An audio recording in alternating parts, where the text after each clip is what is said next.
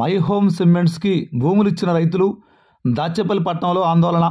ఇక పూర్తి సమాచారం మేరకు పల్నాడు జిల్లా దాచేపల్లి మండలం గామాలపాడు గ్రామంలో మై హోమ్ సిమెంట్స్కి భూములు ఇచ్చిన రైతులు గురువారం మధ్యాహ్నం 2 గంటల సమయంలో ఆందోళన చేపట్టారు.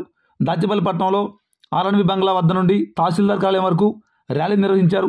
సందర్భంగా డాక్టర్ బిఆర్ అంబేద్కర్ విగ్రహం వద్ద ప్లకార్డులు పట్టుకొని నిరసన తెలిపారు.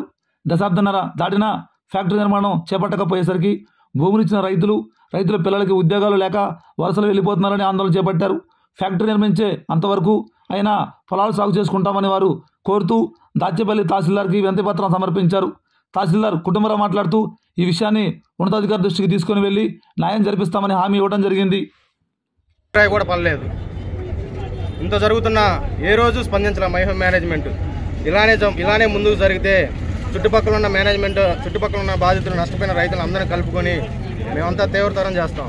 మాకు ఈ విషయం మే నెల ఏప్రిల్ లోపు మాకు ఏ విషయం చెప్పకపోతే మా జూన్ నెలలో భూములు బాగు చేసుకొని మా భూములు మేము వేసుకుంటాం. అది చెప్పాలని ఈ మీటింగ్.